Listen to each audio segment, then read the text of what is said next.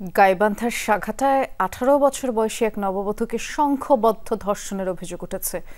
এ ঘটনায় ওই নববধূর স্বামী কারাগারে। শনিবার বিকেলে আটক স্বামীকে আদালতের মাধ্যমে কারাগারে পাঠায় পুলিশ। স্থানীয়রা জানিয়েছে, গত বুধবার রাতে পারিবারিকভাবে আসিফ মিয়ার সাথে ভুক্তভোগী ওই তরুণীর বিয়ে হয়। শুক্রবার দুপুরে আসিফের বাড়িতে বৌভাতের অনুষ্ঠানে স্বজনরা গেলে তরুণী জানায়, বৃহস্পতিবার রাতে স্বামী আসিফ ৬ বন্ধুকে বাড়িতে ডেকে সংঘবদ্ধ ধর্ষণ করে। এ ঘটনায় নববধূর ভাই সেদিন মামলা দায়ের করেন। অভিযান চালিয়ে অভিযুক্ত স্বামী এবং তার ৬ বন্ধুকে গ্রেফতার করে পুলিশ। জিজ্ঞাসাবাদ শেষে ৬ বন্ধুকে আবার ছেড়েও দেওয়া হয়। পুলিশ জানায়, তদন্তে দোষী হলে তাদের আবার গ্রেফতার করা হবে। এদিকে ভুক্তভোগী তরুণীকে পরীক্ষা করে নির্যাতনের প্রমাণ পাওয়ায় উন্নত চিকিৎসার জন্য রংপুর মেডিকেলে পাঠানো হয়েছে।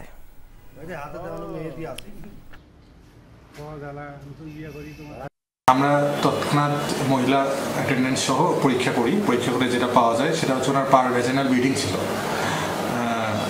রক্তপাত হচ্ছিল এবং ওনার শরীরেও কিছু ক্ষতচিহ্ন ছিল, যার কারণে আমরা দেখে প্রাথমিকভাবে রেপ কেসই মনে হয়েছে।